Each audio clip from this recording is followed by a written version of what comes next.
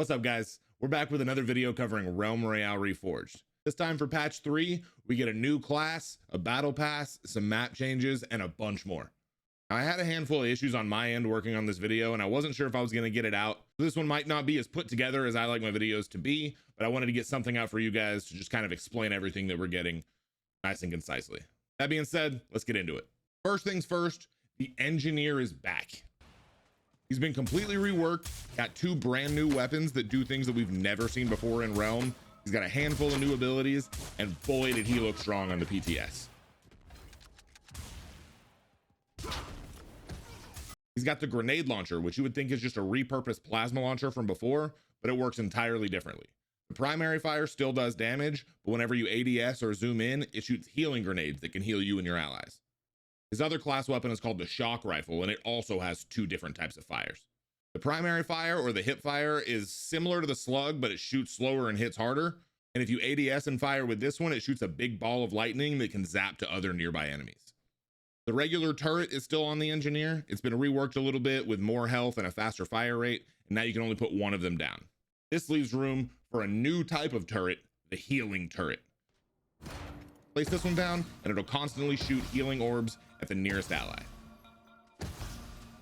Players familiar with Realm know the fire bomb, but that's no more. It's been reworked into the fire grenade, and it's now locked specifically to the engineer class.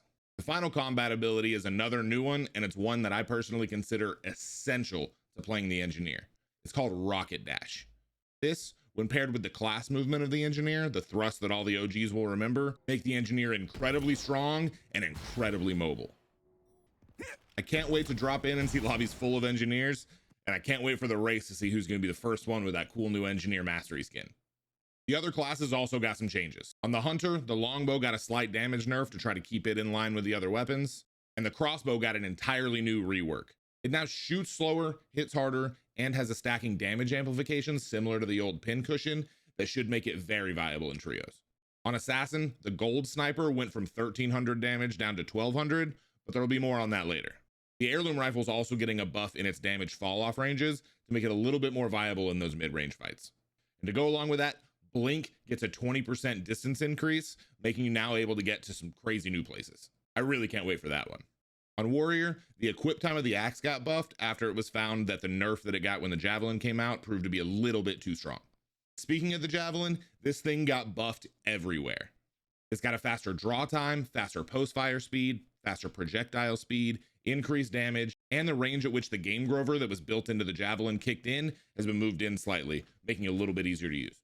Over on mage, the ice staff got a pretty significant buff and a change that I think is even better than the buff. The projectile speed went from 1500 to 2000, making it a little bit easier to hit at those long ranges, but it also got a brand new projectile which keep those crazy snow particles from blinding your face and making it hard to see.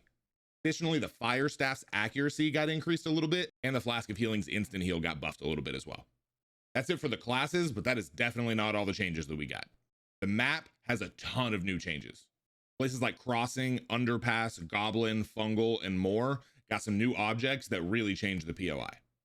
Additionally, chicken health went from 1300 down to 1200, which means that gold sniper we talked about before will still one-shot them. And outside of the matches themselves, we got one of the biggest things that Realm's seen in years. The battle pass is back. There's a ton of awesome skins, mounts, chickens, and way more that I can't wait to unlock.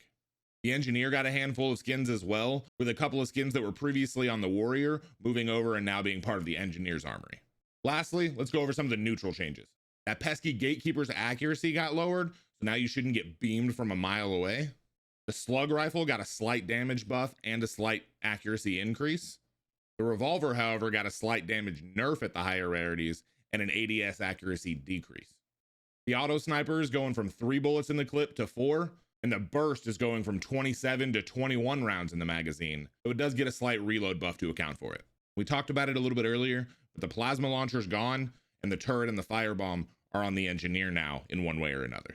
That's it for this video, you guys. Again, sorry for some of the issues that I had that kept me from putting this video together a little bit earlier, but I can't wait to jump into the games, play engineer, grind that battle pass, and unlock all those cool cosmetics. Let me know down in the comments which part of this update's your favorite. Like always, I'll see you guys on stream. Peace.